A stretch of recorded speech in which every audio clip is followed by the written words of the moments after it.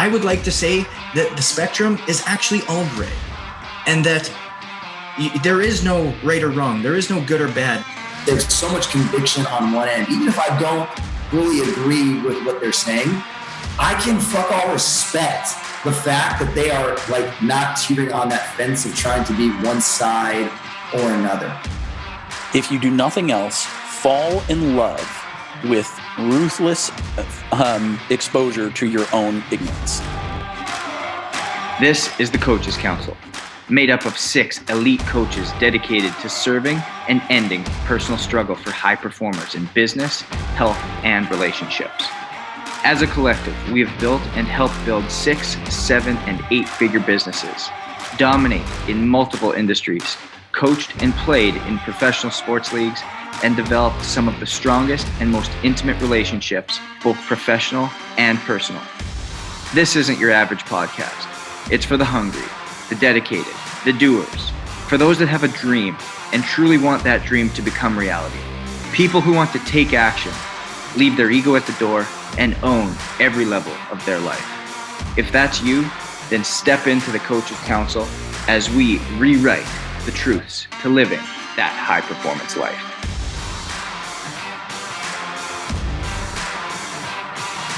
Welcome back to another week of the Coaches Council. We got John, Pradeep, and Brian. And gentlemen, as always, it's a pleasure to have you aboard. Big thing we're talking about today is we live in such a binary world where it's right and wrong, Democrat, Republican, good, bad, win, lose. It's major right wing, major left wing. And this spectrum of not everybody can win, that we can never come to some type of agreement where everybody finds the light somewhere. And what we truly have found, and what I've been listening to a lot of, I've been listening to Simon Sinek a lot lately. I've been listening to Joe Rogan, and being able to, with a lot of this Black Lives Matter, with a lot of this, the stage that we are in as a society, that we have to be okay not knowing the answer. We have to be okay to say, I just simply don't know. And to live in that gray area and be uncomfortable and ask questions. And somebody said something that was so cool the other day. And it was actually, it was a guest that Simon Sinek had on. And she said, I don't like the word believe, because as soon as we say we believe something, we stop thinking. And I thought that was so profound, because if we are set in a belief, anything else that somebody else says, it's no, I'm right, you're wrong. And Brian, I'm so curious to your thoughts of what it is to truly live in that gray area. You know, I think it's a double-edged sword at times. You know, I think that when you see certain people, you know, I was thinking about this today, and you know, even my family members, I mean, we have some completely, and I'll use the term this is what I use. We have some different beliefs, right? Because of drastically different, I mean, on certain things. But, you know, it's one of those things that when I think about certain people who stand for something, it's like, you know, that gray area sometimes can be such a safe place where it's like nice. It's like you don't really stand for one thing or something else. And there's some people that I'm like, oh man, every time this guy talks or this girl talks, I'm like, oh fuck. But I like listen, like I want to hear what they say, because there's so much conviction on one end. Even if I don't fully agree with what they're saying, I can fuck all respect the fact that they are like not teetering on that fence of trying to be one side or another. And I think that there's so much power in that, because it doesn't matter. I mean, it does not matter. There's not a single person in this entire world who said, yeah, this person, like not even Jesus Christ himself, where it was like, yeah, everybody was on board. You know, there's always going to be some sort of opposing force. And so I know that when you're on that side of just on the fence of not picking one thing or another that you truly stand for, and I think ultimately we all really stand for something Now, where we stay on that side of being safe, we're saying, I don't want to go too much because it's going to piss this group of people off over here, or it's going to piss this group of people off over here. And what happens is that we compromise that confidence and integrity within ourselves. So I think that there's a time of being, hey, I'm truly in a gray area where I just don't have enough information and I'm willing to learn. So there's that aspect of, hey, I'm strategically in the gray area because I don't know. I want to absorb as much information as possible. But then there's that time where, hey, being in the gray area because you think ignorance is bliss. No, ignorance is not bliss. Ignorance is going to actually make you truly an idiot, and it's going to bite you in the ass because you're going to be so misinformed and not picking one side or the other. So I think that, I had this thought today as well. I have so much respect for the people who I truly disagree with, but they're so vocal on what they stand for in some aspects. Although I might not agree, there is a level of respect, of courage it takes to have that much conviction in something. So just to add on to that, because Brian, you're big in the leadership space.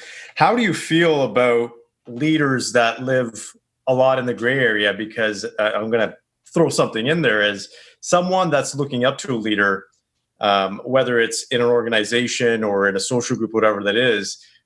Do you feel like that leader needs to have a little bit of confidence or a lot of confidence and not really play in the gray area? Basically, what I'm asking is, what do you think leaders in terms of their effectiveness is if they spend more time in the gray area rather than on one or the other end? I think it's a great question. I think that there's ranges, right? I think that there's like certain phases, I would say, where you're going to be in one area, and then times where you're like saying, we really need to push hard and be out of this one. Those who stay in that area the entire time, I feel it's very hard to make some strong moves because you're not really going to move the boat forward. And anytime you're out of that area, it comes with great risk of losing stuff in the process. So, I think it's got to be aligned to the vision. It's got to be aligned to the strategy. It's got to be aligned to the certain circumstance of things that are happening within that whatever somebody's going through within their situation. That it does become, but all those things that's all part of strategy. Then just being like bull nose, go. It's assessing the entire situation. And that's not to give a political answer. I think anybody who's truly leading assesses and is hyper aware of all the things, because you cannot just be super bullnose. So, sometimes the best answer in short is it depends. Yeah. I like what you're talking about there, because I think it's highly situational. I think what has happened with society, and I agree with you, Brian, is that we have become so gray. From my perspective, we've become so neutral in so many different aspects that so many people are confused in so many different areas.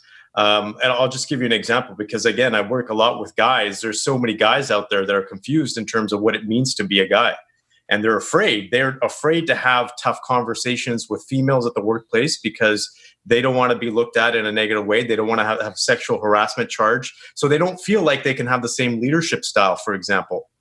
And then they go in and they take that same approach into their relationship.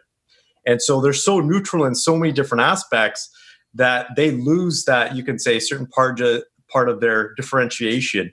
I was actually thinking about this, I think it was last week, because obviously this whole Black Lives Matter is important. It's an important piece in society. I think this needs to be addressed. But there's something to be said about differences as well. And I think it's important because we should appreciate each other's differences, but we have differences. There's differences between different cultures, different races, different whatever it is. And that's what makes this world so great. I think the problem is that people don't appreciate those differences as much. But I think what's happening right now is that there's so much confusion in terms of everything. Everybody has to be so neutral that there's so much gray area from what I'm seeing from that perspective, that so many people are confused in terms of, okay, if I believe this, is this going to be completely offside? Because again, what Brian was talking about, and something you mentioned, Justin, I don't know if I agree with the fact of someone saying, they don't feel like they believe something. I think it's okay for them to say that. But for me, I firmly believe in certain things because beliefs lead to values. And, I was raised from a particular perspective that, you need to have strong values in life. Those values change over time. You take on other people's values, you take an input, but your beliefs lead to your values. If you don't have beliefs, you're very wishy-washy in your values. And so I think that's one of the challenges I see. And I'm speaking on behalf of my personal experience, is that I don't see that same level of people living to their values, for example, or staying committed to their values, and they have tougher times in life. And so I think it comes down to people should be able to live in the gray areas, because nothing is black or white. I used to live in a black and white world before, and it sucks because you're either right or you're wrong, or this is the way it is, or that's the way it is. But life is gray. And if you take a look at Buddhist practices, for example, everything is just flow. Everything is about gray, right? You take it as it comes in life. So we need to be able to take that on as well and appreciate that, and ultimately just have respect for everybody else's perspectives. But it's okay to have a certain belief. It's okay to be on one side, just as long as you're appreciating everybody else in the world. I don't know what reality you guys are living in. It seems to me most people have only very strong beliefs, and they are shouting them on the internet constantly. I would love to meet some of these people in the gray area. I keep in mind, I'm from New York and now I live in California, and I'm very, very politically involved. And so most of my conversations are, I try not to live in the echo chamber of people whose beliefs are identical to mine, but it is very difficult to find people who are adjacent. And I'm mostly finding people who are strongly opposed on the other side. And it does make it difficult to have productive conversations. I tend to look at, there was a Stanford professor named Paul Sappho, and he put forth that the best way to live is to have strong opinions loosely held. Strong opinions in that you let your intuition and your value guide you to a place where you feel here on an issue, and then that's where the strength comes from. Yes, this is my belief, but they're loosely held because you're willing to change your mind based on new evidence. And strong opinions loosely held is how I try to live my life. And anytime I'm getting involved in a debate with someone, keep in mind, I'm a trained rhetorician, and so I try to enter the conversation through people's doors, and I try to structure my arguments in a way that's going to lead not to a victory for me, but to consensus between the two of us. And to just assess where the other person is, I like to ask, when was the last time you changed your mind about a major issue or something that was significant to you? And if they can't point to any of that, it really says a lot about, firstly, the adult human brain has difficulty with, there's not a lot of neuroplasticity. It has to be forced. We'd be remiss if we didn't take this time to thank our sponsors that allow us to reach you each and every week. The Coaches Council is powered by Canai Brands, a lab-tested, all-natural, pure hemp CBD company without the presence of THC. They encompass our passion for health, wellness, and fitness that we have on the Coaches Council. Visit canaibrands.com and at checkout, use the promo code COACHES20 to enhance your wellness journey. John, can you repeat what you just said?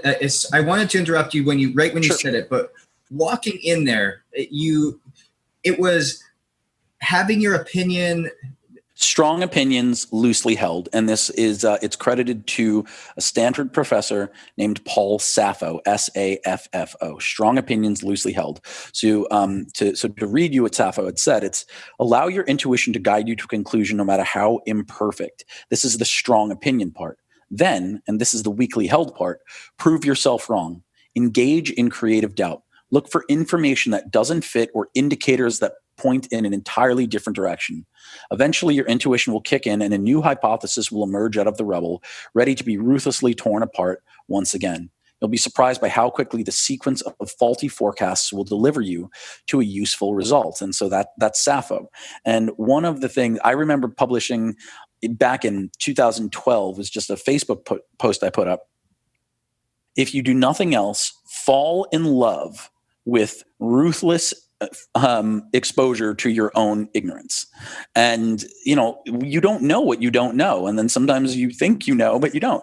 And collecting this information is tremendously important. And I think that, as I don't want to take this into an overly controversial place, but I will reference comedian Louis C.K., who started one of his more recent specials before he had his scandal with a discussion of abortion. And, that is one of the more controversial. It's hard not to have a firm opinion about that thing.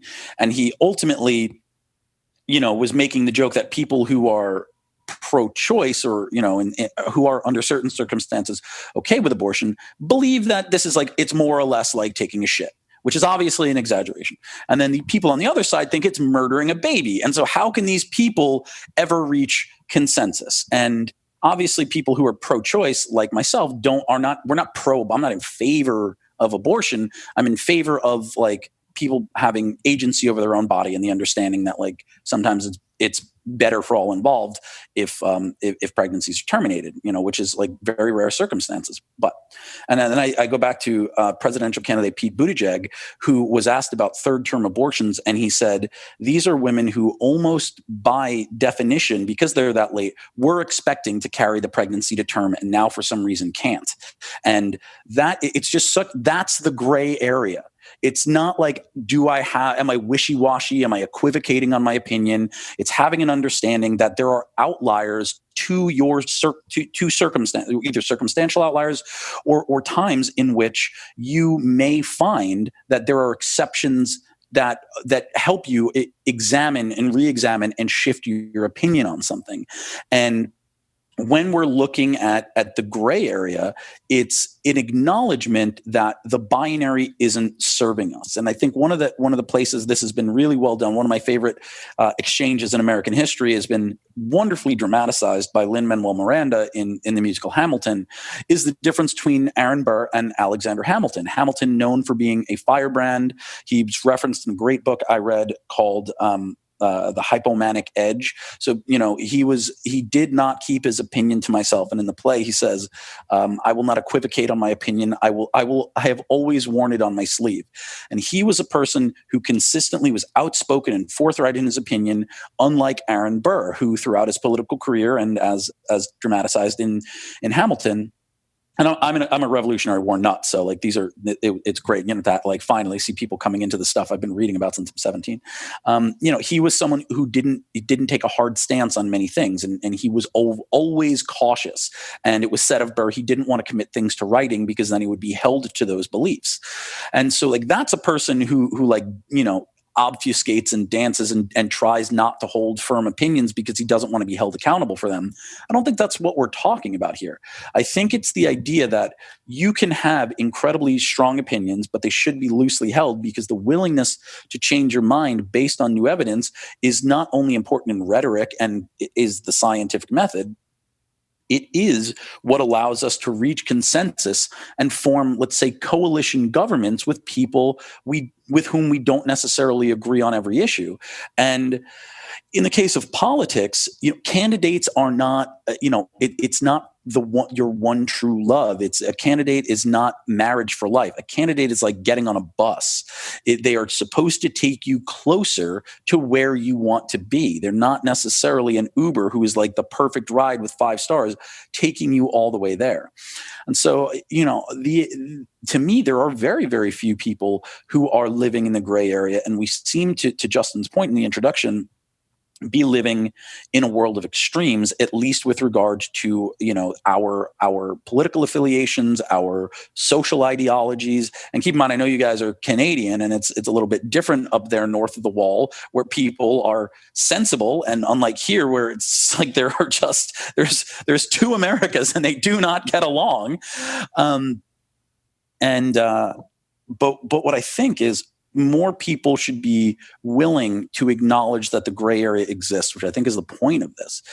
So many people are living in the binary, believe that they are fundamentally right, and therefore people who do not agree with them are fundamentally wrong.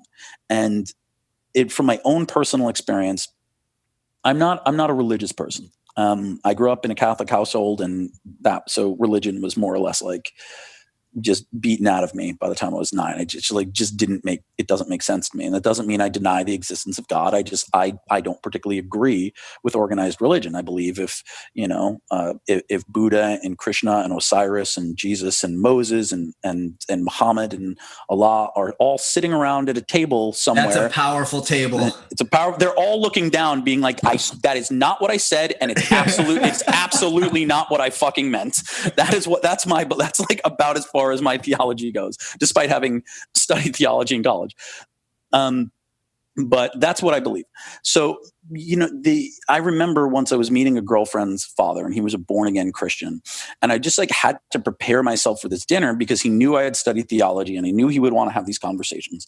And I just thought it was very challenging dinner because the woman I was dating was bisexual, and we were polyamorous and, had other partners. And this was so on social media, and he was aware of it. And he was a born again Christian, and not only thought that monogamy was essential as a path to God, but also was against homosexuality. And so his daughter, my then partner, very, very stressed about this thing where her father might be rejecting her based on her sexuality. And for me, and I think for everyone on this podcast, the idea that someone is gay, it doesn't even register. It's okay, cool. Yeah, you have whatever, gay, straight, bi, it's not a thing. But I am so fundamentally sure in my belief that it's okay to be gay, because that's just what you are. And I had to go in, and when I say enter the conversation through their door, I had to steel myself and remind myself that with the same level of belief and strength and fervor that I think it's totally, you are who you are. He believes that being gay is a choice and that it's the wrong choice and that it's not okay and you're going to hell. And that's what he thinks of his daughter. And there was very, very little that I could say that was going to shake him of that belief. And so we just had to find a way to exist and have a nice dinner together. And so reminding myself that as strongly as I believe the things I believe, there are people who just as strongly believe the just diametrical opposite. That is the world in which I play. That's the world I live in. That's the America of 2020. There are people who are just you should, even if mask doesn't do anything, you should probably just put it on, because it might protect 1% of 1% of people from getting sick. And the other people are just it's the Illuminati. They're coming for us, and there doesn't seem to be a lot of, I'm a pretty flexible person. I'm pretty malleable in my behavior, not my beliefs, but my behaviors. I'm pretty willing to compromise and reach consensus. And I wish that I had this sort of experience of the world that the Canadians seem to have, where everyone's in the gray area, that's not my experience. And I think it goes back to, John, I love that quote that you said. And I'm going back to even to a podcast we did earlier where we talked about relationships, and we talked about how to make things work in the confines of which we were living in one space together. And you were talking about how when you're having a conversation with somebody and you're in an argument, and it's not about who's going to win or who's going to lose, but rather as you're having that discussion or argument and somebody says a point and you all of a sudden have something click in your head and you go, yeah. You are right. Yeah, I agree with you now. I do agree with you now. And I think that's really what we're talking about within the gray area, and where I'm not talking about being wishy-washy on your beliefs. I'm not talking about being wishy-washy on your values. I'm not talking about being wishy-washy on your true passions and convictions that burn deep within inside you. We need those to have purpose in life. We need those to have that purpose-driven life. But what I truly find is, and that is so refreshing in a lot of people that I've been speaking to, is that they show up with these burning convictions, and with this Black Lives Matter time of history, which we're in, which is going to be talked about for generations to come and is going to reshape the way that this world operates, which is amazing. And to be alive at this time is so, to be a part of this history is so cool. But is to know that we can have a certain belief system. We can have certain things there, and understand that we don't know what we don't know, that there is a lot that we don't know. And Craig talked about this on our last episode, and we were talking about something completely different, but it applies to this. Whereas when we show up and we're okay saying, yeah, I don't know the fucking answer, and you're willing to ask questions, and you're willing to get uncomfortable, and you're willing to dive into areas that otherwise before you would have just allowed sit unknown and sit in the ignorance is bliss type of factory that Brian was speaking about earlier, that is the garbage zone. That is the place where you are no good to anybody. And in fact, you're more likely to hurt people in that space. But when you have an opinion, and I would like to say that the spectrum is actually all gray, and that there is no right or wrong. There is no good or bad. There is an all gray scenario that each place is different. And if we come in asking questions rather than barking orders, rather than saying things that this is a hard way that it is, my way or the highway, I think we're going to see a lot of knowledge and a lot of self-education and a lot of, as you put it, malleability within our culture that we haven't seen thus far. Yeah, I would like to see that. I think that this particular time in history is going to have a lot of long-term effects, particularly stemming from the U.S. I believe that however this election plays out, I think it will probably be one of the nails in the coffin of the two-party system, and will move ideally more towards like how governments are in Europe, where there are 6 or 7 parties and they get elected at multiple levels of government. And so when you do that, they're not as cohesively tied to their individual ideologies on any particular issue. And when that happens, you have to form coalition governments and you make compromises. I believe that we're probably going to wind up limiting terms of government service to 2 or 3 terms, which I think will be fantastic because, again, people don't get entrenched in their position and hold it for 20 years. Overall, when moving away from politics into personal beliefs and the way you show up, strong opinions, loosely held, is the way that all great thinkers approach things. If you look at some of the greatest leaders, their ability to change their mind, and they reserve the right to change their mind. This is what makes truly great leaders so great. Gary Vaynerchuk is like this, who's a good friend of mine, and a very powerful, very, very well-known entrepreneur. His ability to just turn on a dime and change his mind and go the other way is like, nope, and his team has to adjust for that. You have to have people around you who can either be on the red team and poke holes in anything you do, but who can also adjust. Eisenhower was like this. Kennedy was like this. Kennedy was a man who examined multiple outcomes at once. He had made a couple of mistakes with like the Bay of Pigs, but even as he was preaching reconciliation and trying to withdraw troops from Vietnam, he was also prepping the military for Operation Ortsac, which is Castro spelled backwards. It was the potential invasion of Cuba by land and air forces. And so it's somebody who keeps their options open and continues to assess based on new information. And I think, for men in particular, it is important to stand up in your convictions, to be a leader, to lead yourself, to lead your friends, to lead your family, to be a leader in your relationship. But the willingness to accept opposition to and opinions that are contraindicated with your own, that's what makes you a great person. And great people make great leaders. And I've said it on this podcast before, and I'll say it again. When we lionize people, when we lionize men and leaders, and we really look at them as being better than us, it has to do with their accomplishments rather than who they are.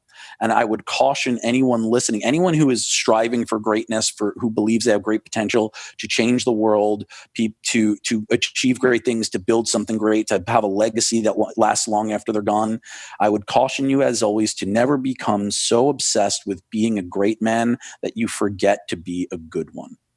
John, I think you're spot on there. And Pradeep, I'd be so curious to, as John's point, men in business. I mean, it's on your shirt. Men who win. And you work with men so often, and you work with powerful men who are leaders, men who are entrepreneurs, men who are executives. What John was talking about in terms of being able to change their mind, what do you see in that? Well, I see a lot of power in that, because you have to be able to take other people's perspectives. That's why good leaders, for example, the best entrepreneurs, they have a team to help direct the ship. they take the insight of their team members. They take the insight of the chief operating officers or the VPs or wherever it is, because that's who they put in position. That's who they trust. But also on the flip side, the team is also looking at the CEO, whoever it is running the ship, for leadership as well. And they're looking sometimes for some concrete direction because it gives people confidence. I think it goes back to what both John and Brian were talking about. A lot of this is very situational. I think that's ultimately what it is. We have to be able to flow, and we have to be able to evolve and change, because one situation might require someone to be very, you can say, direct, very forward in terms of their beliefs or values or the direction that they're going in. And a completely different situation could be, okay, I need to open up. I need to relax a little bit more. I need to take more opinions. So that's ultimately what it is. If we're taking a look at leadership overall, whether it's men or women or whatever it is, it's situational. And I think that's the most important thing that we got to take a look at. And, if you take a look at the definition of personality disorder, for example, it is a person that uses the same approach in every single situation. And you can't do that in life. That is the challenge. And I think maybe that's what we're talking about here as well, is you got to be able to flow throughout and be able to go on different spectrums of the gray area. So ultimately, the best versed leaders, men, people in general, are the ones that learn, evolve, and actually change their approach to get the job done, whatever that job is. It's awesome, Pradeep. You're exactly right. I absolutely love that. And on that note, I want to talk about the way we're going to be closing a lot of episodes now is with the Romanello wrap-up.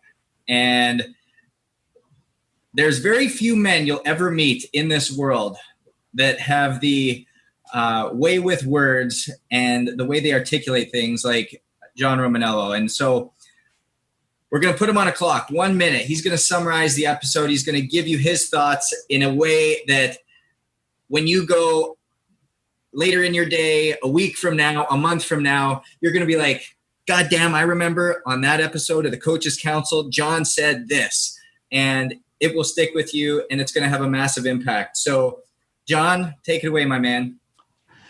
There are those who say that how you do one thing is how you do everything. And I believe that is not true. How you do one thing you love is how you do most things you love. How you do one thing you hate is how you do most things that you hate. If you were to do everything the same way, you would be a very ineffective person and ineffective for the people around you. And today we've talked about living in the gray area, and that is the ability to make change based on new information. As I've said before, strong opinions loosely held.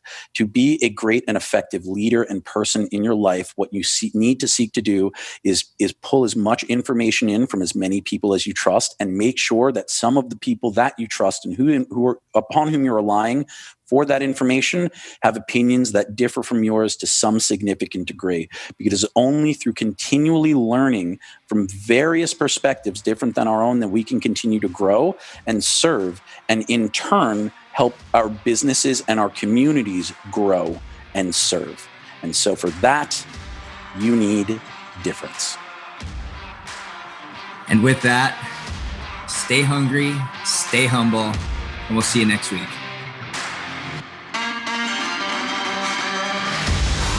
Thank you so much for joining us for another week of the Coaches Council. If it wasn't for you viewers and listeners, we wouldn't have a platform. So again, it's all about you guys. And we want to give you a reward just for listening. We want to give you access to each one of our coaches for a little bit deeper, intimate experience. So if you go to coaches-council.com, coaches-council.com, subscribe and like to whatever platform you're viewing on, you're going to be entered to have that one-on-one experience. So be sure to go coaches-council.com and really interact with us, because we would love to interact with you. Until then, stay safe, stay hungry, stay humble, and thanks for listening.